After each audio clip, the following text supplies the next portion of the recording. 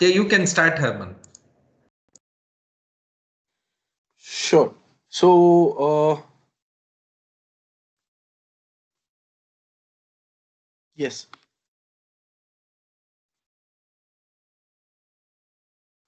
So what we will do is we will start with a very basic smart contract and define a few features of that contract.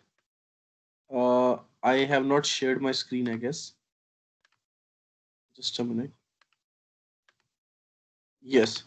So as I was saying, uh, I can start with a few basic smart contract before getting into the financial one. So firstly, I'll just simply create a new file. Let's say test one. So this is the button for creating a simple file in Solidity, right? Remix IDE. You can simply click here and create your own contract file.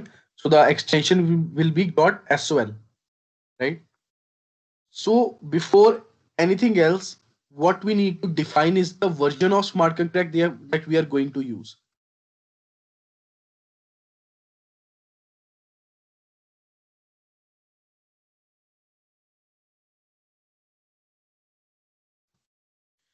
What is Pragma Solidity in 0.7.0?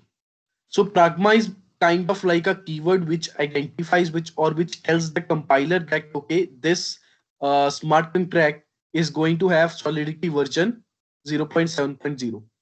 And this small symbol in front of this version, this means that our version will be greater than equal to 0.7.0 and less than equal to 0.7.x, whatever is the most let's say the last at greatest number in the 0.7 version. So here we have 0.7.6, so we can say 0.7.6. In other versions 0.6 we have 0.6.12, so it is still 12. So there are different versions. Every version has its own set of functions available. For example, there are certain functions in 0.4 version which are not available in 0.7, right? So depending upon our use case, we will use a specific version of Solidity, and you have to define this version here. Another thing you can see is as soon as I change, so there is this compiler, right? So as soon as I change this 0.6, the compiler also changes automatically, right? So you don't need to change everywhere. It is synchronized automatically. So you do 0.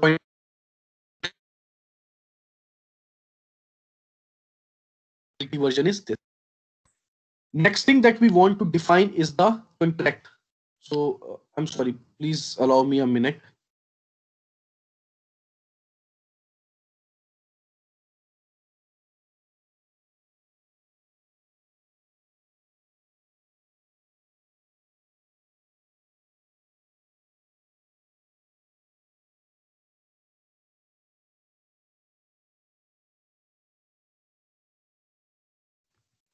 Yes, apologies. I was getting a call from the company. So where were we? Yes. So Pragma Solidity. After that, what we need to define is the name of the contract. I can say contract, keyword contract, and my contract. Right. One single file can contain multiple contracts also, but it is not standard practice to do so. We usually keep one single contract in a single file. Okay. Then in the contract, we can define different functions, operations, variables, whatever we want to define.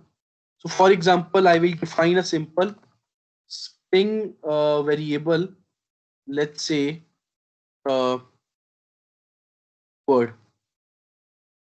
Okay. So I can simply define this string word just as we usually do in other languages, right? Then one of the main things in these functions is getter and setter. So let's I have a presentation of Solidity. Let me.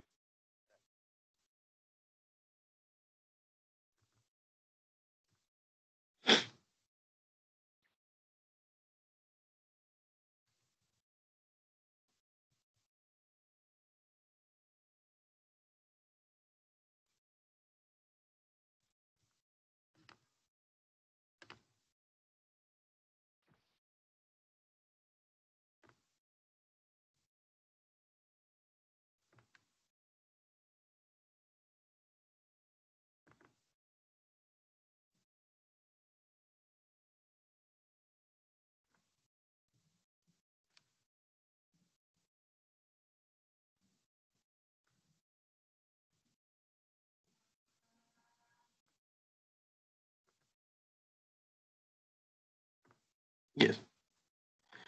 So generally what we do in Solidity is we have to create getter and setter functions, right? So a function set price, get location like this. Why we need to do that?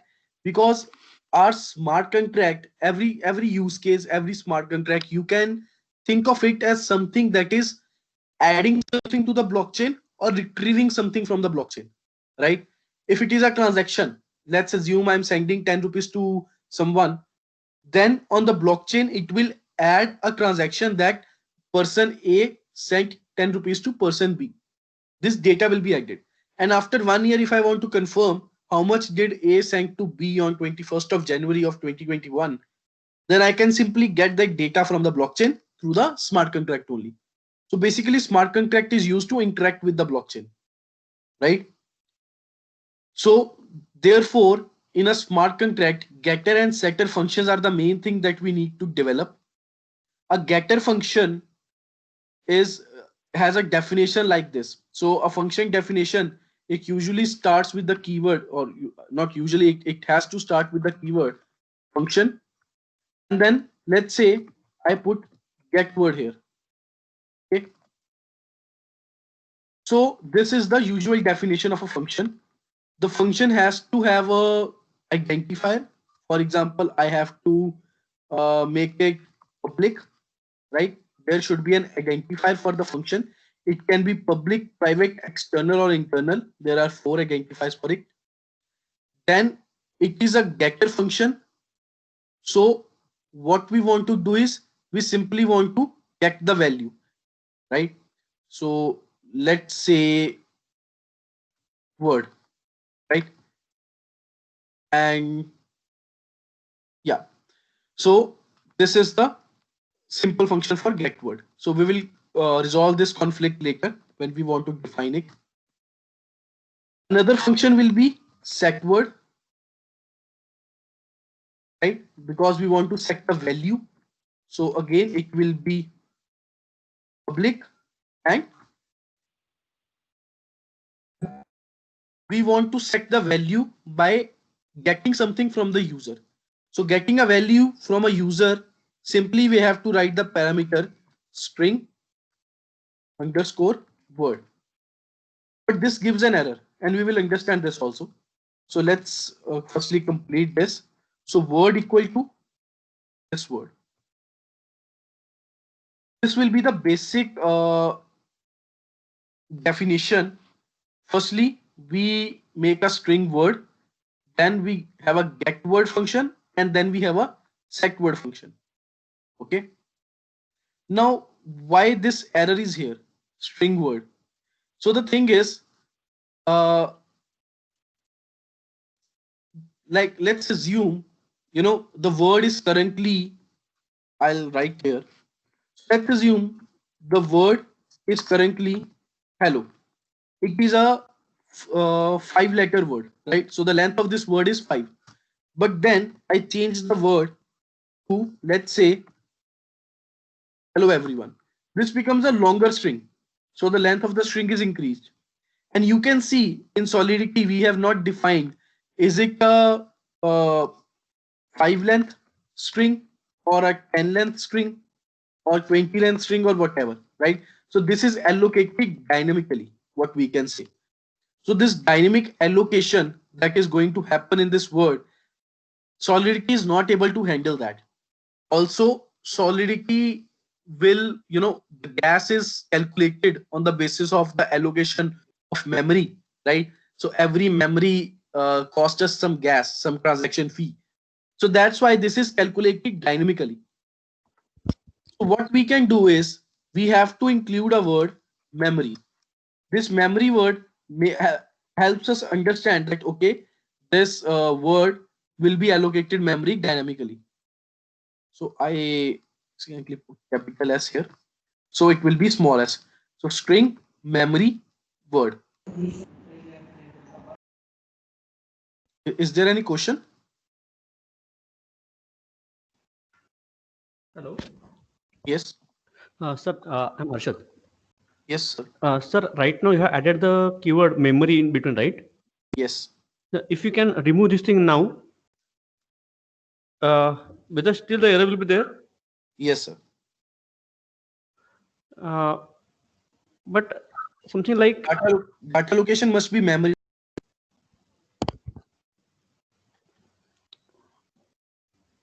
the issue is when you define the word string word in your contract, the memory is allocated, right?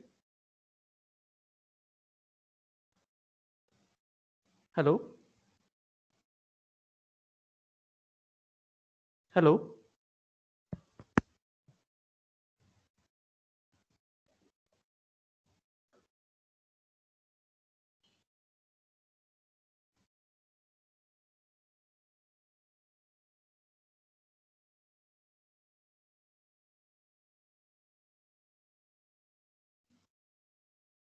Hello.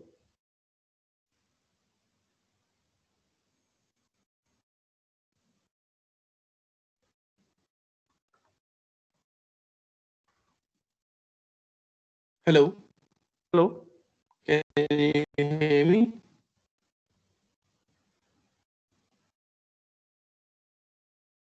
Hello.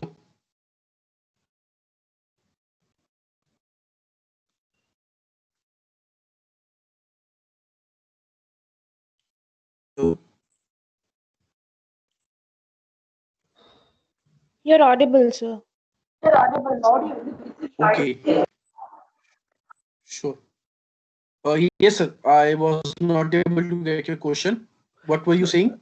yeah. So my question is, uh, earlier when you are declared the variable word, let's say string word in your first or second line in your contract, the memory is allocated, right? No, sir. That is the thing here. Memory is not allocated. So even if you define here, Huh? let's say you define it hello, right? So even then it is not allocated. So actually So your you can screen is change also the not word, visible. select the word. I'm sorry. Your screen is not visible, sir. Sure, I'll share it again. It's visible now. So 1 minute.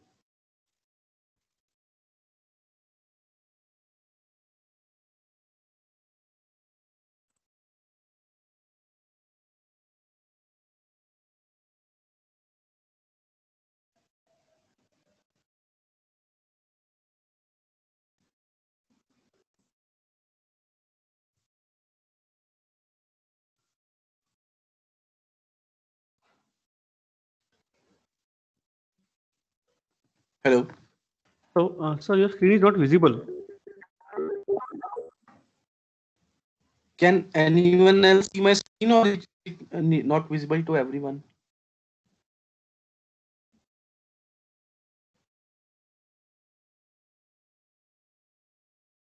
Define my bio thesis. My thesis title is a new bank smart approach for intrusion detection and prevention system in mobile Alexa, network. Yes, ma'am. it is not visible to me also, sir. So I Okay, I think tried sharing it again. Experimental evaluation, conclusion.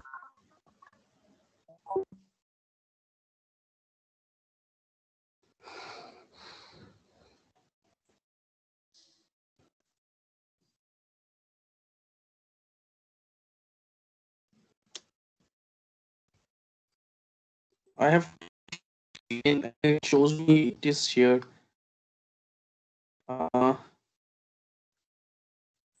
Maybe I can rejoin the meeting.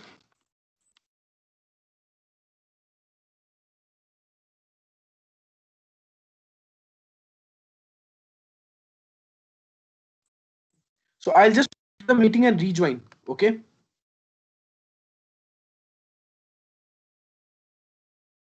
Can you hear me?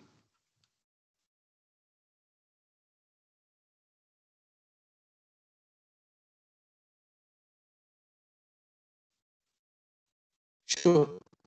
So I'll just quit and submit multiple ideas. Certainly you can.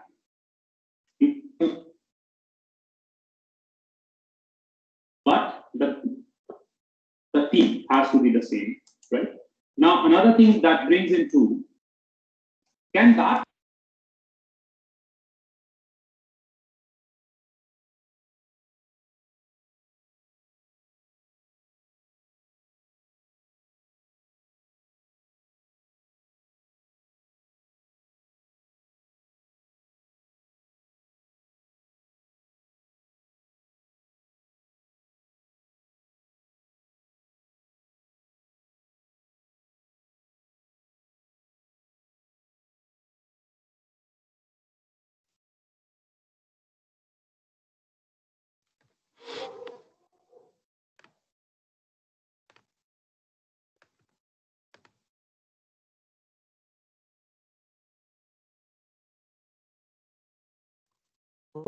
can you see the screen now?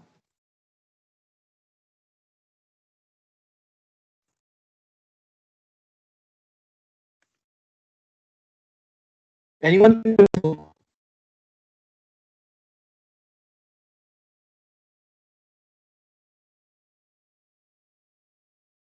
Sir, your screen is visible to us. Okay, sure, sir. Thank you.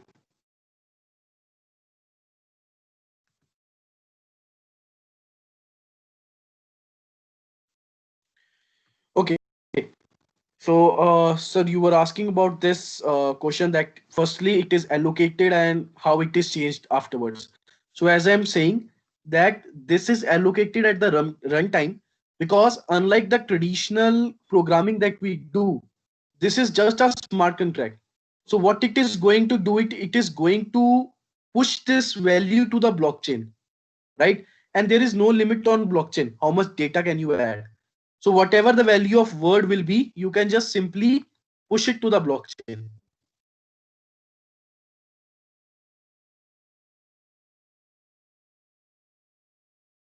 Is that clear, sir? Okay, sir. Thank you. Sure. So as so it shows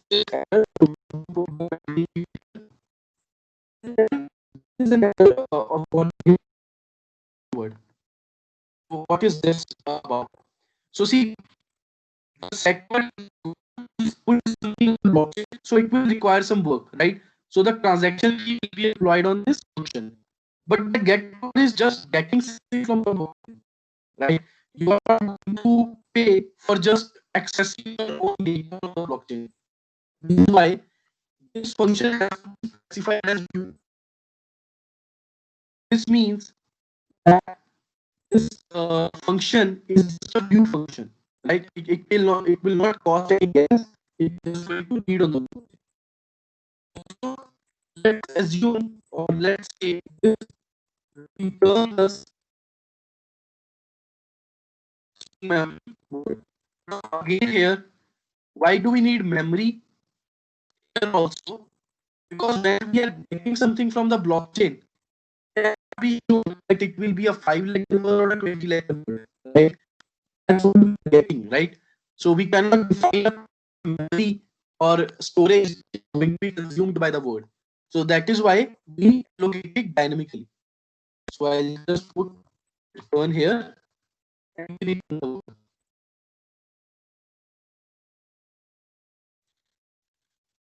Okay.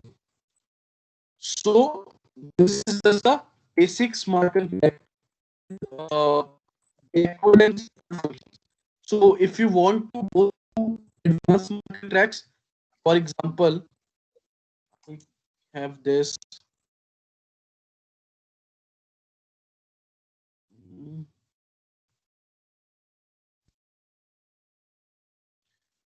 This one.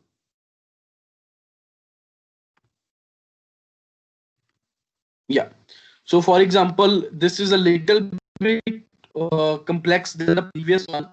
So there are different parameters involved here: address, table, event, constructor, modifier. There are different concepts that we can't get into because of the length of this. And you can see that if you wanted to create a transfer function, if you want to send money from your account to another account, you can do it like this. So you can create a transfer funds function and enter the account of the other person and send the amount. Okay. So you can deposit money to the smart contract and the smart contract can hold the balance. Someone is sending money to the other person. This is how you do it. Is it okay?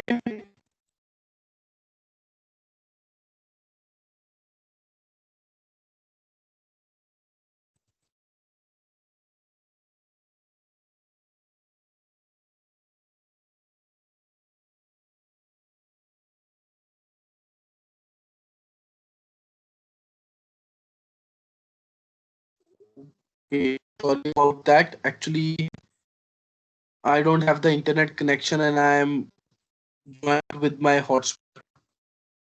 Is my voice clear now?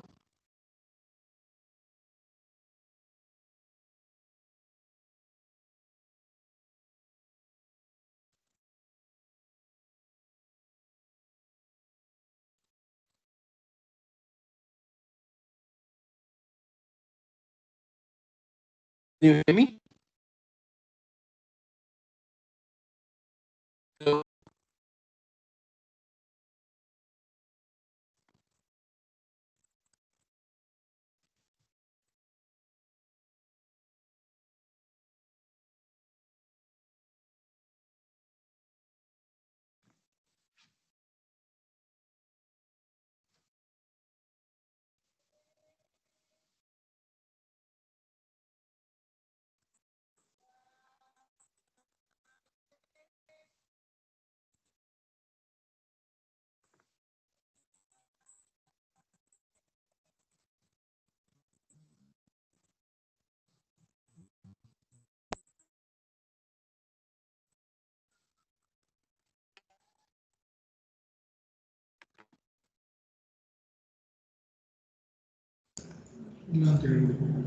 Herman, we are not able to hear you.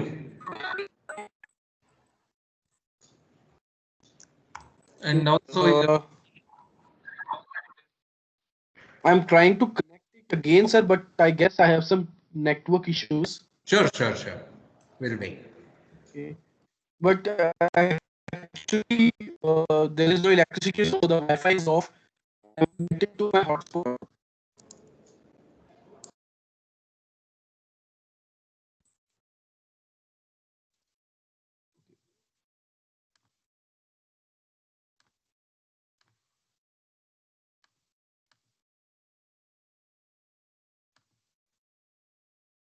Is it better now?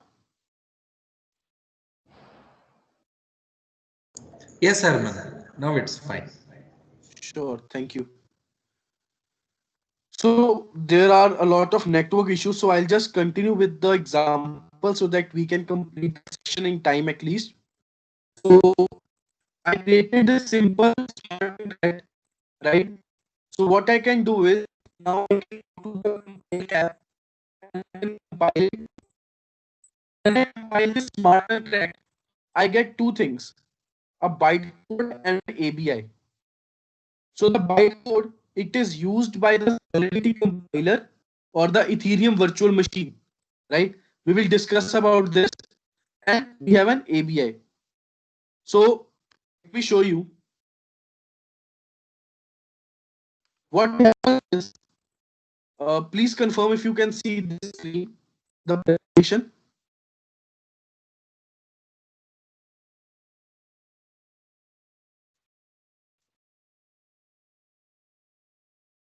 See this presentation? Yes, sir. Yes, it So, can be seen. smart contract. Sure. So the smart contract, we can call it the contract source, right? It is the .sol file. So what happens when the smart contract is, firstly, it goes through a compiler. So we have a Solidity compiler. It can either be SOLC, SOLC.js, or a Remix browser-based compiler, right? After the compiler compiles the code, we get two outputs. Number one, ABI, and number two, contract bytecode. The contract bytecode sits on the Ethereum blockchain, and the ABI is used for development purposes. Okay. So what does contract bytecode means? So the bytecode, if I copy this and paste it in my notepad, let me just show you. So this is bytecode. Internet ভীষণ disturb Bytecode is, করছে, প্রচন্ড disturb করছে। I'm sorry. Oh, sorry, sir. Your voice is breaking actually. Sorry, sir. I apologize. It's fine. Actually, I am having some network issues, so let me know wherever you think it is wrong. So, as I It was is saying, disturbed. so the I understand.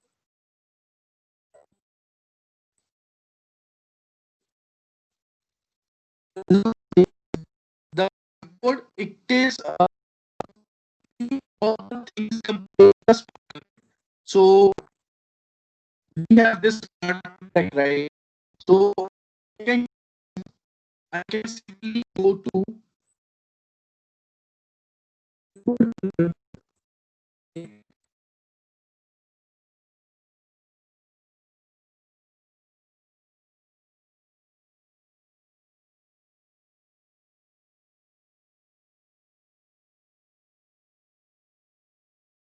so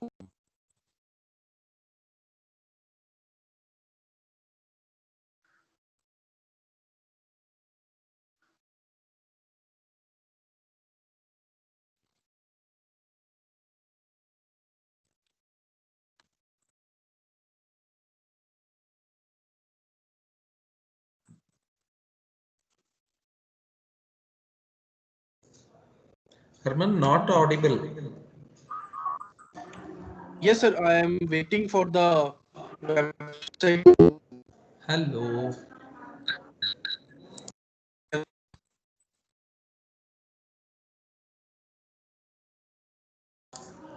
Actually, your audio is breaking.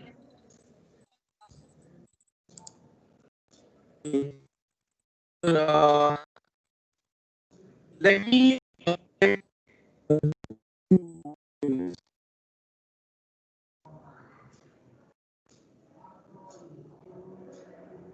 connect.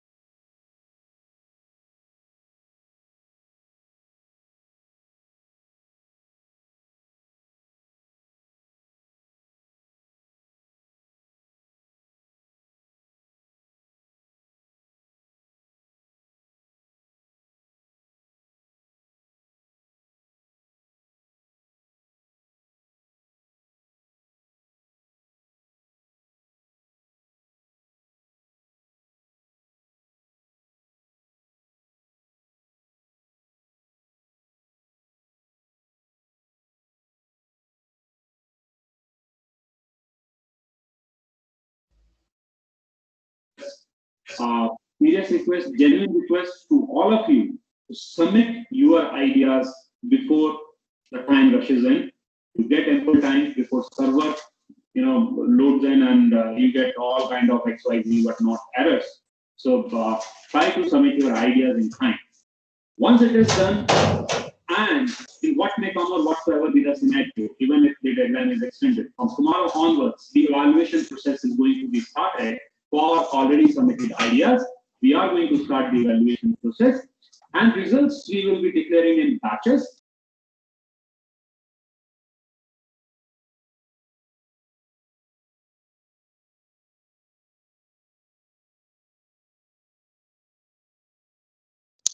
Can you hear me, sir?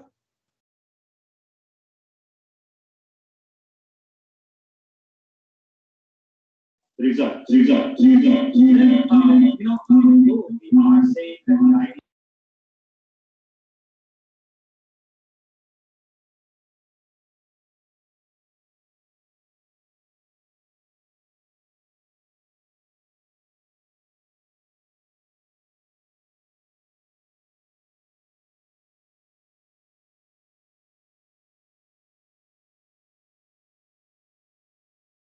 Yes, can you hear me now?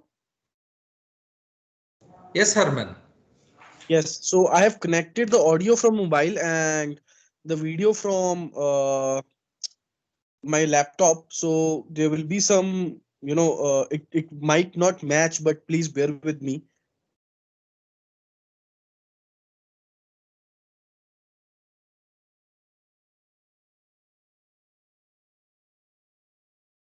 So please let me know if the audio is still breaking. No, now it's fine. Sure, thank you so much. Thank you. Thank you. Sure. So I'll just open this again. So I had opened this bytecode converter to show you what it means. So I'll just recap it a little bit. So the smart contract, it is basically what happens is firstly the smart contract compiles. Okay. The Solidity compiler, it can be either SOLC, SOLC.js or Remix based. Okay. So when the SolC compiler, it compiles the code, we get ABI and the contract bytecode. So the contract bytecode sits on the Ethereum blockchain and the ABI is used for development purposes.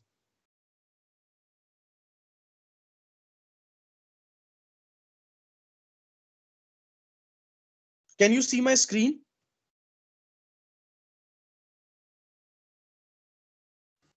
So your screen is visible to us. Okay, great. So for continue, those sir. who are not able to see the screen, please check your internet connection. The screen not visible. Sir, you please disconnect and reconnect it. I will perform many times for connecting and disconnecting. So screen is not. Harman sir, continue, sir. Okay, sure. So we can see, okay, then this that we compiled this smart contract, the sample contract, and we got a bytecode and ABI, right? So the bytecode I copied in Notepad. So what I can do is this section in the double quotes, right? So I'll copy this section. I copied it. And now I will paste on the browser. So you can see there, this is written 0x. So I will put 0x and then paste the bytecode. Right? So I added 0x and pasted the bytecode. Now if I click on this decode button, right, what I will get is, I will get all the information that is happening inside my smart contract.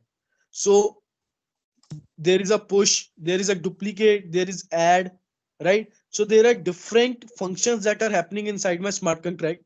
Even though it is a very simple basic smart contract, there are multiple functions that are happening on the backend that we don't know, right? So there are a lot of functions. It's almost I guess 3,300 or 1,000. Yeah. So it's almost 1,073, right? So these many functions are there. inside this smart contract. So this is the bytecode. It holds no significance to us. This is just something that will be deployed on the blockchain. What is more important is this ABI, the abstract binary interface. So if I copy this ABI and post it in my notepad, so you can see ABI is basically the information regarding our functions that we have created in the contract. So we get the get word function. So the ABI tells us, okay, get word, it is a function. The type is mentioned below. Then it has internal type string and its state mutability is view. So the state mutability is view. So this defines all the necessary information regarding the function and the solidity. So we will see how we will use this ABI in our code. So basically, this is the basic smart contract that we will see in the backend. So now I will open my Visual Studio Code for the development of the backend.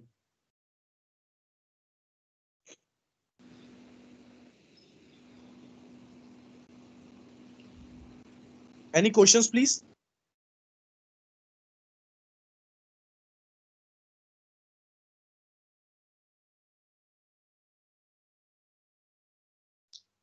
Sir, instead of using a Visual Code editor, we can also use Atom also, right? Yes, sir. Editor we can use any if you know, it depends upon us. I just prefer Visual Studio Code because I'm used to it. It totally depends upon you.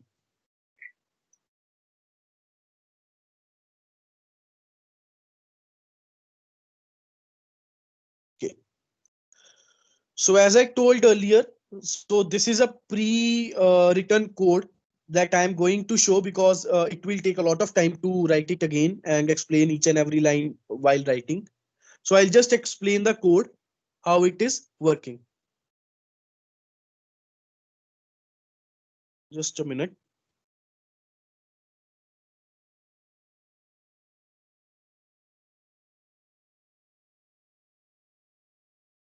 Yes. So you see, we have the one main file app.js where we will do everything, right? So this is the file where we will connect with our Ethereum node and we will provide all the details regarding our account, our private key, our public key. Our ABI is present here also, and we will create the APIs here also. So I'll go from the top. Firstly, we need a server. Okay. So even on the back end, we need a server that can run our APIs. So in my Node.js application, so this is in Node.js, but we don't need to learn Node.js for this. We just need some basic information so that we can use our functions. So in the Node.js application, you can see the first 4 lines: constant express, require express, then constant app, constant web3, right? So the first 2 lines are what allow us to create a server. And the 4th line is when we include the web3.js library in our code. Okay. So I will zoom it a bit if I can.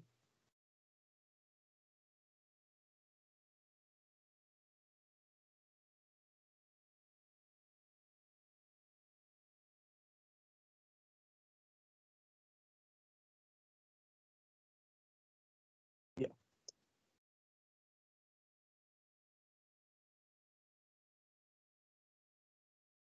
Okay. So this 5th line, constant web3 equals to new web3, and this Rinkeby Infura, we will come back to it later. This is something that you should know, but it is not that difficult. Before that, we need to define the different parameters that we need for our smart contract. So firstly, we define our account public key. So I copied my public key from my MetaMask and I pasted it here, and it is my account public key. Then I copied my private key and it is present here. So this is my private key. Third, I copied the account address. So let me show you.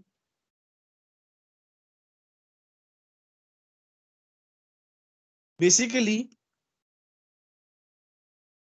what I'm going to do is my already existing contract. Let me see the name and I can show you that.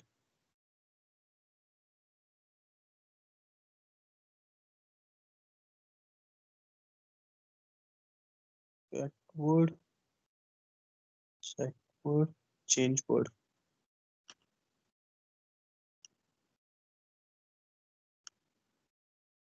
Yeah. So this is the contract that I have already deployed. I can show you again if you want. So what you can do is we can go to the deploy tab.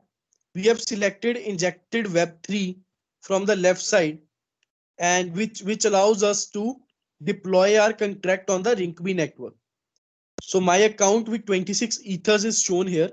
I can see my in my MetaMask also that my account with 26 ethers, it has 26.446 ethers right now, right? So the same account is shown here, and I can simply click on deploy, which allows me to deploy on the test network. So I will deploy a test, this sample contract that we created and show you. So this sample contract, in my contract, I have selected test one.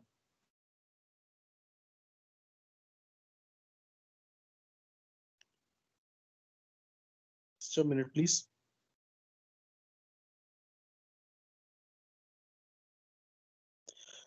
So I will just simply click on deploy.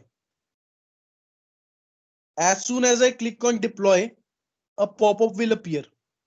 It will be a MetaMask pop-up, which will request me to confirm the details. So it shows me that this will be the gas fee for my contract 0.000248, and I can simply confirm. When I confirm, the transaction starts happening. The pop-up will disappear. I can again click on my MetaMask and check what is the status of my contract deployment. In my MetaMask, it shows pending, which means the contract is pending. And then it shows that the contract deployment has been done. So if I click on this, I can see the different details of my transaction. So on the top, this double box, it is the transaction ID. It allows me to copy it. So I copy my transaction ID. Since I am on Rinkeby network, I can open Rinkeby.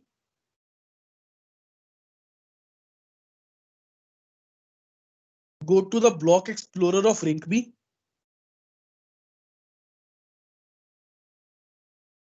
And here I can paste the transaction ID. So I pasted the transaction ID and I do search. So this is the block transaction hash of the transaction that I have done. If I zoom in,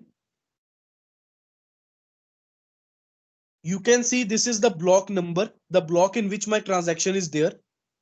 This is my public key. This transaction is associated with my public key.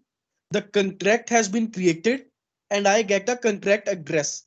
So this is the address of the contract on the blockchain, right? And then if I click to see more,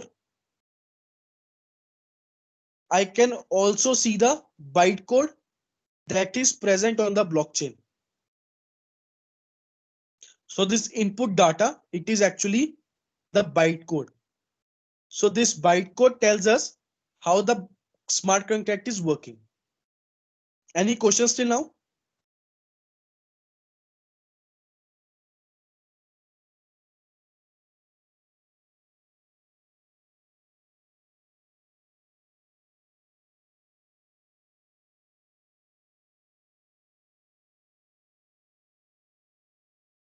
No, sir.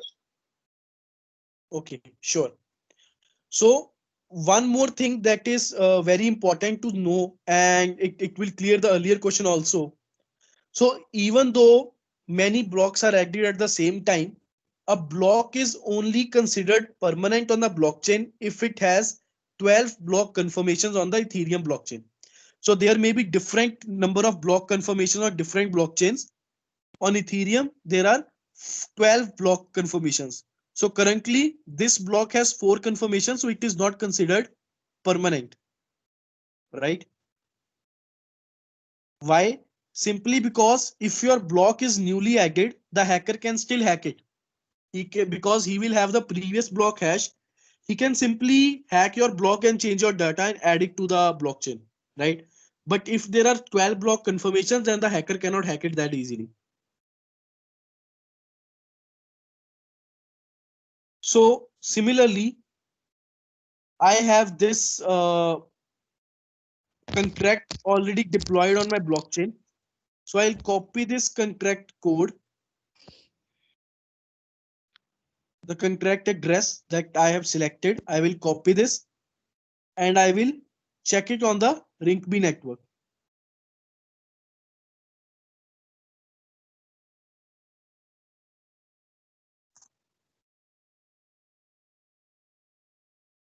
So all the information regarding the contract is open. So I deployed this contract almost 34 days ago. The contract creation, it is almost 34 days ago, right? So this shows all the information regarding my contract. Now what I can do is I can simply provide the address of the contract in my code, right? This will help us in creating a connection with the contract. Now coming to the ABI, the abstract binary interface. So one thing that you might have noticed is even if all the code is on the blockchain. So you see, if I open the contract and click to see more details, I can see that the bytecode is here. So which means that I can see what my contract can do. What I cannot see on the blockchain is how my contract can do it. So the particular name of the function, the type of the function and the parameters that it takes, this is very important for us. Why? As a developer, we need to create an API which will allow us to call the specific function, right? But this bytecode cannot do that. So this is how our smart contract stays safe and still stays verifiable on the blockchain. So the functions that we are going to use to interact with the smart contract that are present in the contract ABI, the abstract binary interface. So all this information that is present here, this is what we are going to use to interact with the contract. So I just copy pasted the ABI here and then I created this. So let's go over this line by line. Firstly, I created a variable my contract which creates a new connection with Web3. So what we need is firstly ABI and the contract address. What my contract will have is the contract address. That means the contract on the blockchain is now connected to my abstract binary interface. So the ABI belongs to this contract address. This is what this means.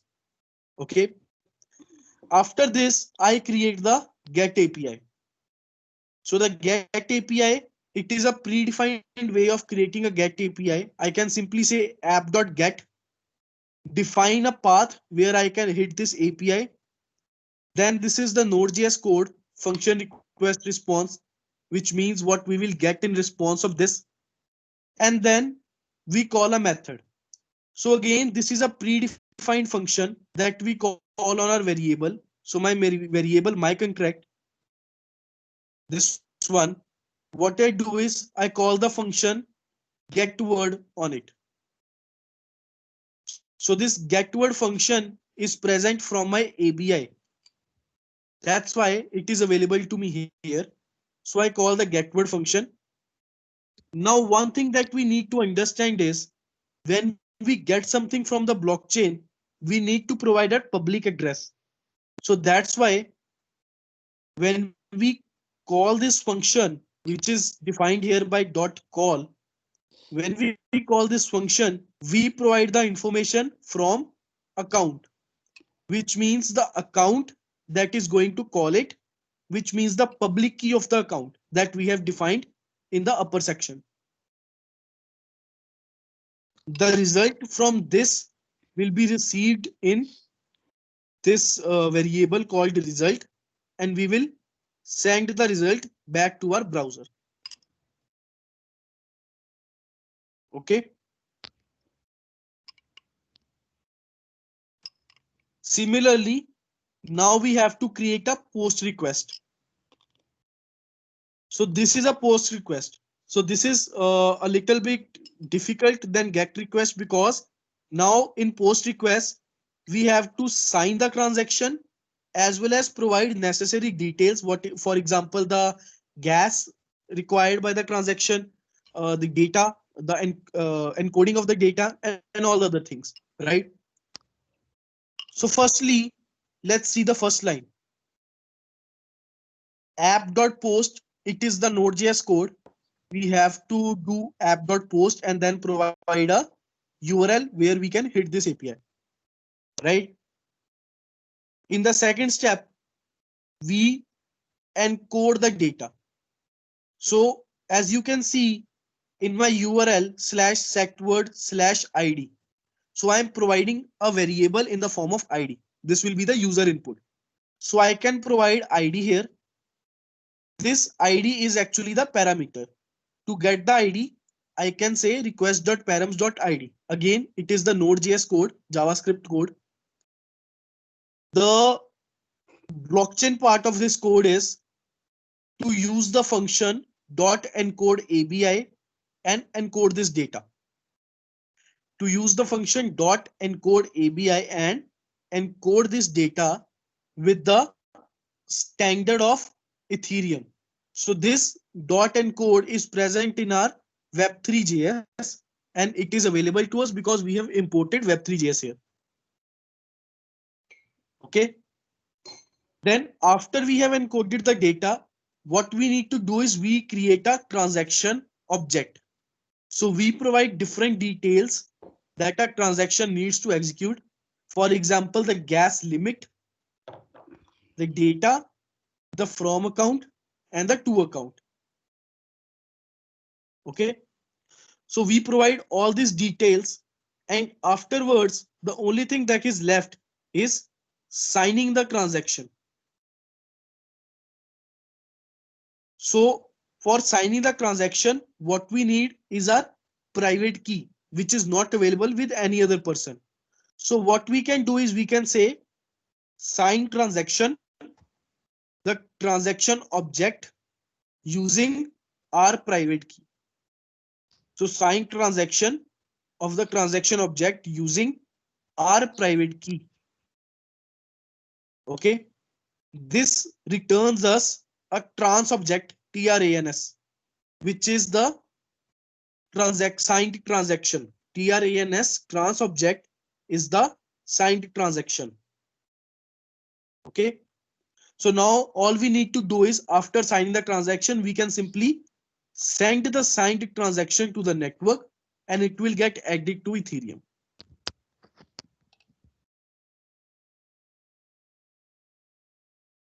Okay.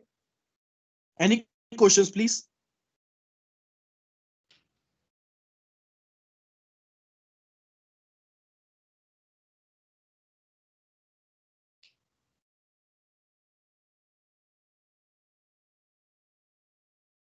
Okay. So I will continue. Hello, sir. Yes, please. Sir, what about the gas limit, sir? Yes. Coming back to that one. Okay. Let me show you. Well, just let me continue with the front end and then I'll get back to the gas limit on the other part. Okay. Once I continue with this front end of this, I'll get back to the gas limit. So after creating these APIs, what we need to do is we need to create a front end. So in the index.html, I have created the front end that I can show.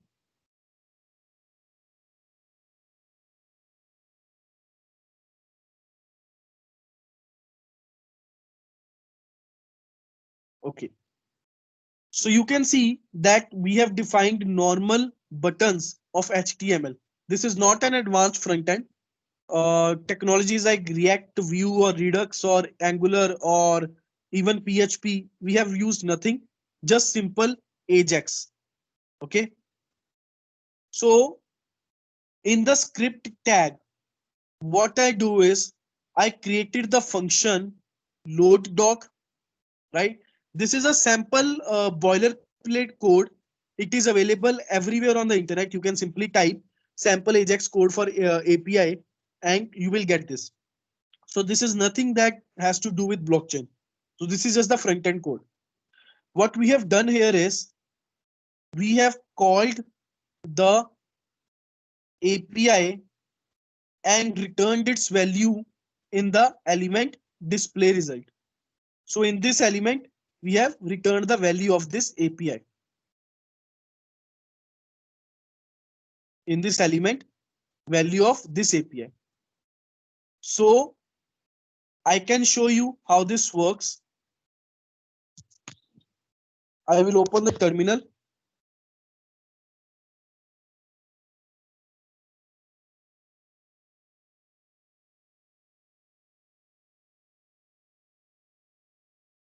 So simply node app. So I have written node app and I'll press enter.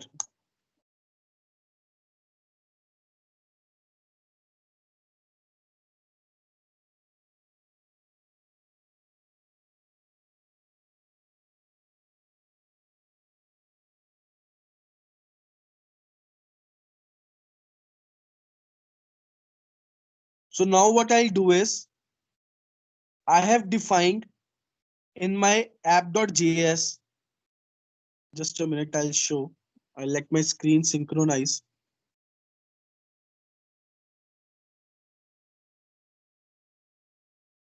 So I have defined in my app.js that my server will work on 3000. So this app.listen 3000, this means my server is working at 3000 port. And you can see below that this contract has started working, right?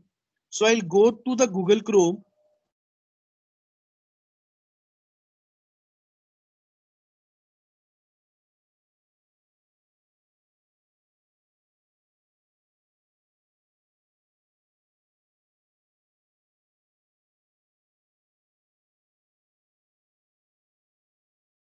So I typed localhost 3000 / getword. Getword is my API in the code and localhost 3000 is where I am running my server. Okay. So as soon as I press enter, it will start connecting with the Ethereum node and display some result.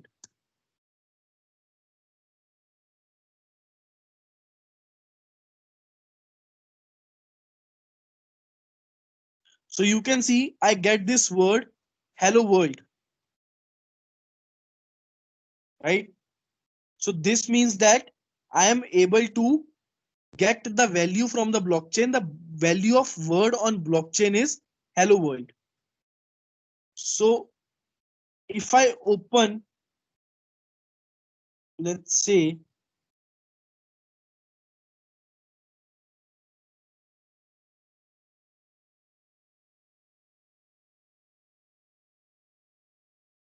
yes. So here you can see that I have defined the by default app.get/. So I can go to my browser.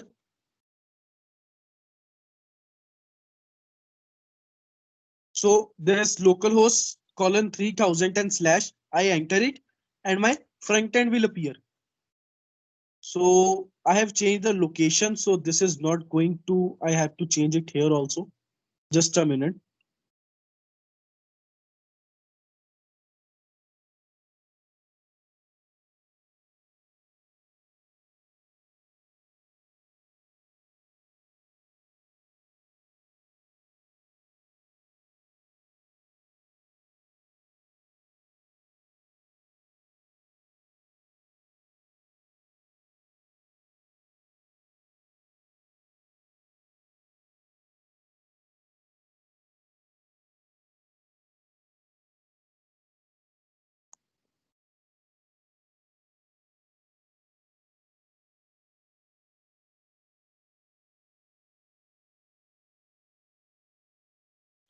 I'll save it and run it again.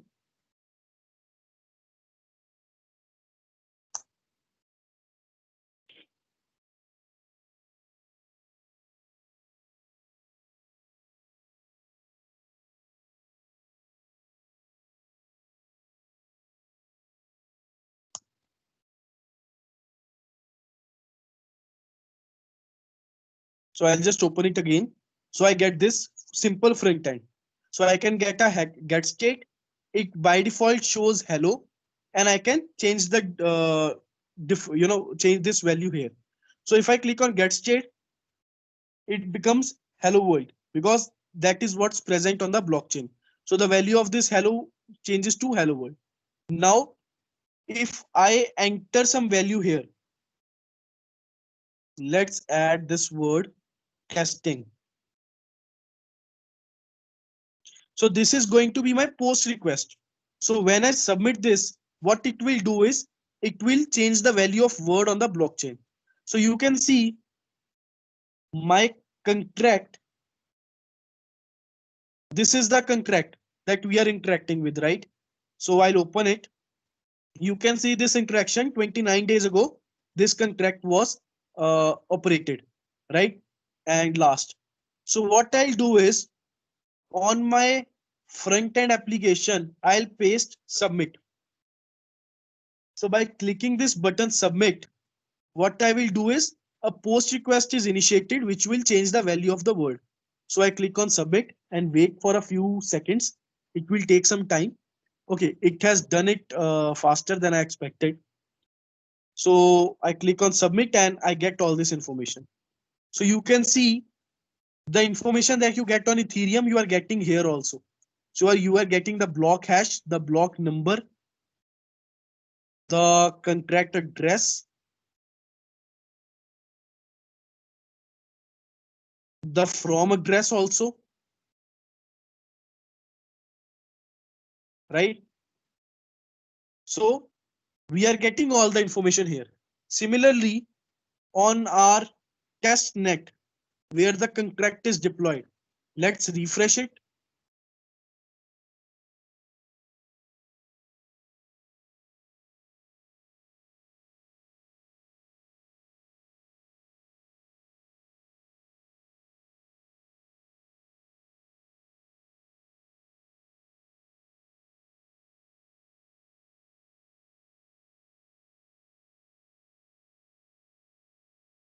So I'll copy the contract again and I'll paste it on my Rinkeby.io Explorer and I'll just search it again.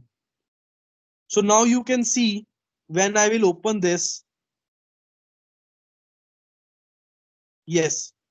So you see the latest activity on the contract is 1 minute ago. So 1 minute ago, when we changed the value of the word, it became the latest activity on the blockchain, and this is acted as a transaction on the blockchain. Now, if we go back to our application,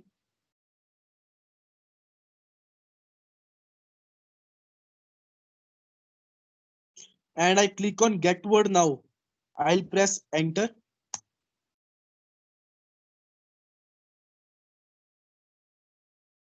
And I get the word testing. So the value of the word now on the blockchain is testing. Earlier it was hello world. So this is how simple interaction you can do. It seems very simple right now, but think of it at a very high level where, for example, let's say you are putting the IoT data.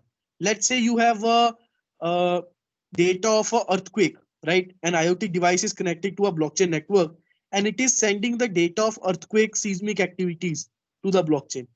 And all this data is being added to the blockchain and you can get it and it will stay there immutably, right? Indefinitely and immutable. So the data will be present there. So this is just a simple use case. Again, you can also put land records on this Ethereum blockchain, right? You can put the data of a land along with its owner, its value, its location, everything. And that can also sit on the blockchain. So there are multiple use cases that can be done on Ethereum blockchain.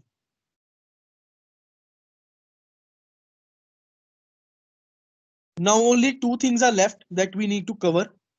Firstly, you see this line. Just a minute, I'll open the Visual Studio Code.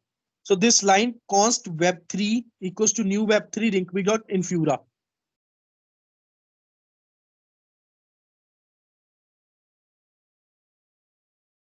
Basically, what this is, it is blockchain node as a service. So if I open my web browser and I open infura.io.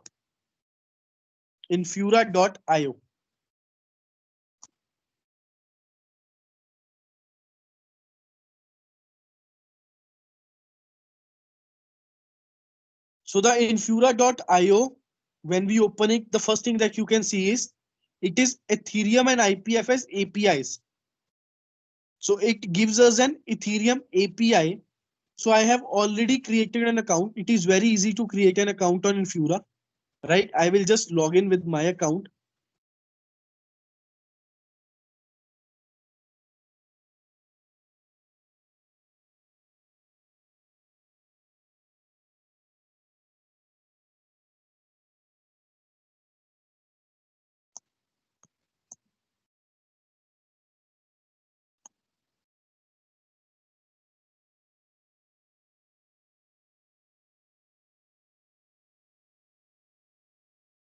The network is quite slow, so it's taking some time. Is my voice clear? Please Yes, sir. confirm. Yes, sir. Just clear. Sure. Okay.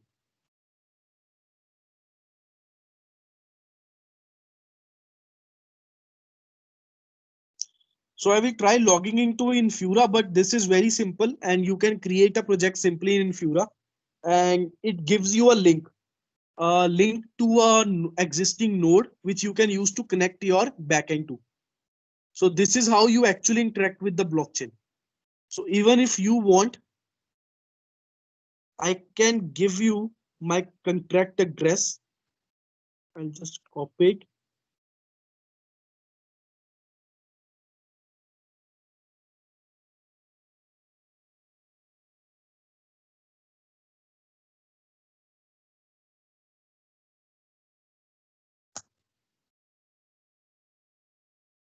So this is the contract address, and you can use this contract address to see on the blockchain what activities are being done on it. Anyone can see this, right? But no one actually knows it, who is operating it or what contractor is doing in real time, right? So I'll just try to log in Fura again. Okay, it's started now.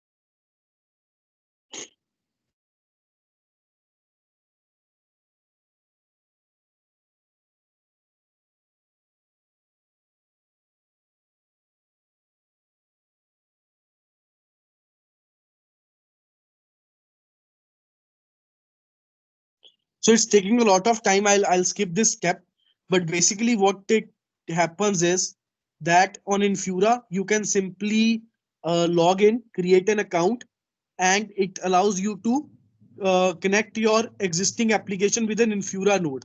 So it is a collection of nodes that provides you certain APIs to connect with the node. Also about Web3, you can go to Web3 JS, read the docs. So documentation is available for Web3, right?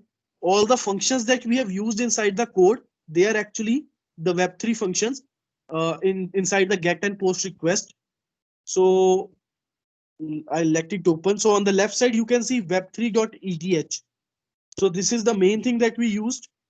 So in web3.eth, I'll just click it.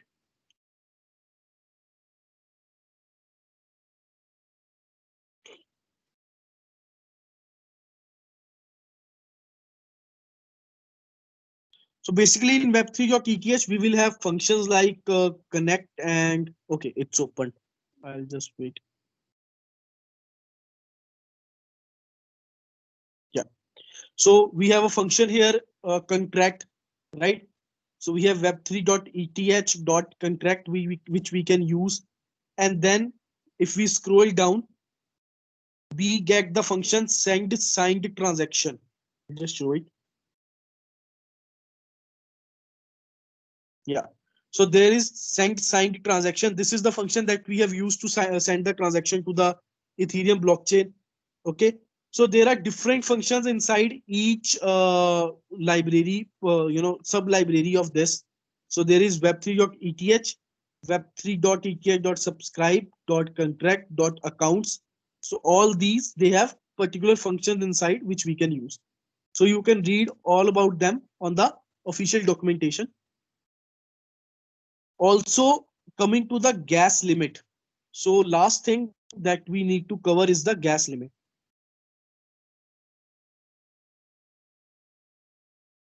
So now that you know everything, like, okay, you have to send a transaction and the transaction gets validated by someone on the Ethereum blockchain.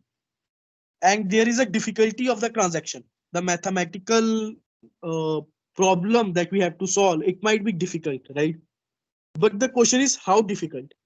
What if the gas limit of the contract is so much, which means that let's assume my contract requires 1 lakh gas. This means that the contract will sit in the pool. So by pool, I refer to the transaction pool where validation happens for each transaction. So my contract will sit in the transaction pool indefinitely.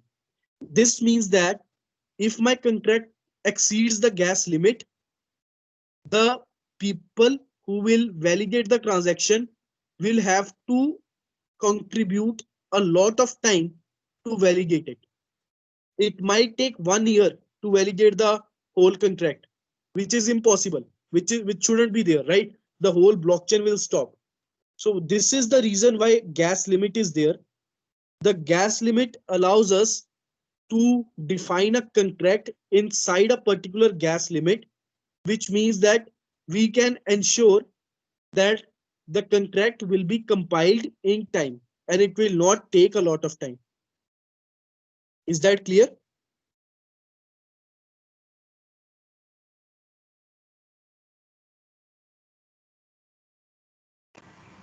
But sir, my question is, suppose we are programming a huge contract, let's say nested contract. So at that time, how we will define that what kind of gas limit should be there for a nested contract? Sure. So the gas limit is defined by the community. But if you are defining a very large contract, what usually happens is you have to separate it into different contracts and link them together. So I'll show you an example. Uh, there is this land registry contract in Solidity. I'll open.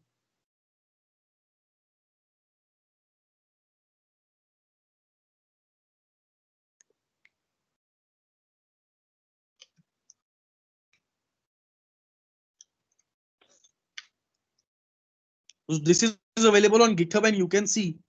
So if you open the contracts folder here,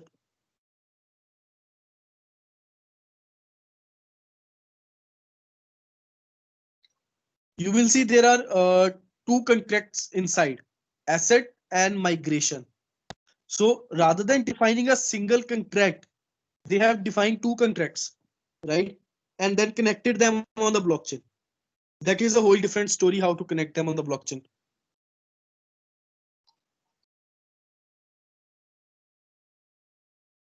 Right, sir?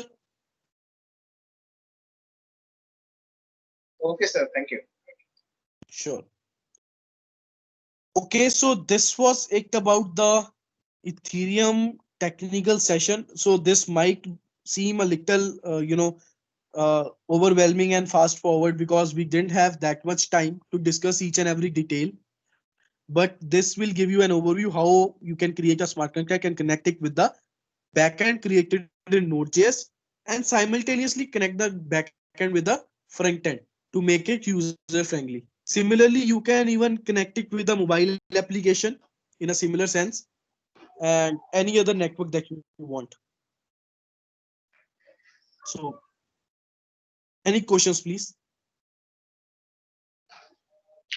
Actually, I have one question, actually a little out of track question. I have attended this FDP just to get a glimpse of what blockchain is. I'm a completely newcomer to blockchain area. So my question is to get the certificate I need to appear for the exam. So will there be any question from this part in the final exam? And if I need to ask whether there will be a lot of questions from this part in the final exam. That's what my question is actually, because I'm worried, because I'm a Naveen sir, very Naveen sir will newcomer be to able the to. blockchain. Yes, yes, no problem, ma'am. I guess the college understands that, and the questions will be more regarding the conceptual part rather than the implementation part. Okay, okay. And if I'm a newcomer, I'm completely new in this blockchain. Can you tell me how can I start learning these things? That's what my Uh, question is. My research area is completely different. My research area is optimization, actually multi-objective optimization. Area is manufacturing, especially scheduling and supply chain. And I wanted to learn this. I have downloaded books also. I'm reading those. But to start, how can I learn these? I mean, which software can I start from? I know Visual Basic. I know Visuals, Ma'am, C the Sharp, thing is, ma'am, and if you want to I, start, actually, the first and the best place to start is obviously this FDP program, right? If you attend the okay, 5-day program completely, that is the first thing to build the concept. The actual yes, implementation of blockchain, there are a lot of resources, but firstly, you have to select the blockchain that you want to work on. So, for okay, example, you are working in supply chain, right? So, the yeah, supply chain, I have also developed one use case for supply chain, and okay, it was in Coda blockchain. So Coda most blockchain, commonly supply chain is developed in Hyperledger Fabric, but it is very okay, complex. So I would suggest you can go with Coda blockchain, right? And yes, then you can attend different webinars and sessions of Coda, and they have some good resources on YouTube. And also I can provide you a simple, I also have a video on YouTube on Coda also that you can refer to. okay. I can consult the YouTube. It's very good for me. And is there any additional book on Coda from where I can learn as well, in addition to There is one YouTube? book written by Miss Devajani Mohante about Coda. It Okay, is also very nice book. You can refer to that also. okay. Thank you, sir. Thank you so much. Sure, ma'am. Sure.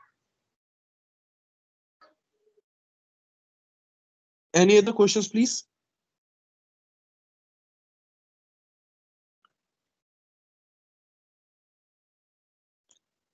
Okay, so Naveen sir, I guess we can conclude here.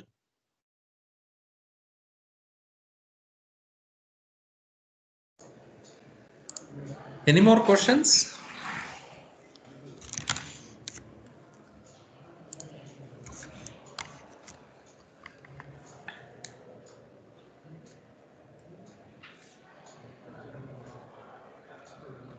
Sir, only the question is that what sir was teaching, definitely it is 100% which is to be learned. But since we were going very fast, we need a recording so that we can practice ourselves. And then any question we have, we will be sending to sir through the mail. Only submission is please provide us the recording of sir's class so Sure, that we can practice today. Please, that is the sure. submission, please. Thank you, sir. Thank you.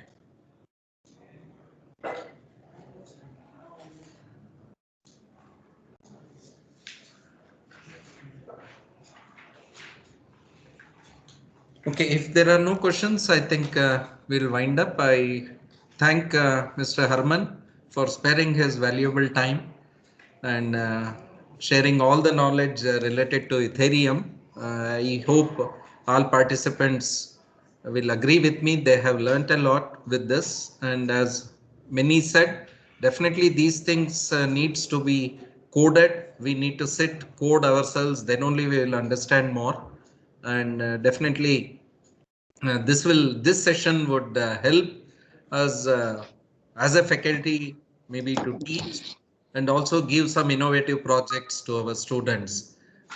Thank you, Herman, for accepting our invitation and delivering the session. Hello. It was my pleasure, sir. Thank you so much. Yeah, thank you, Herman. And thank you all participants. Our next session will start at 2:30. 2:15, all of you please join. It is a life science session conducted from Art of Living.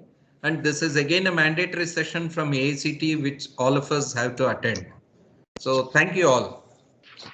Thank you, sir. Thank you. Thank you, sir. Thank you. Thank you, sir. Thank you, sir.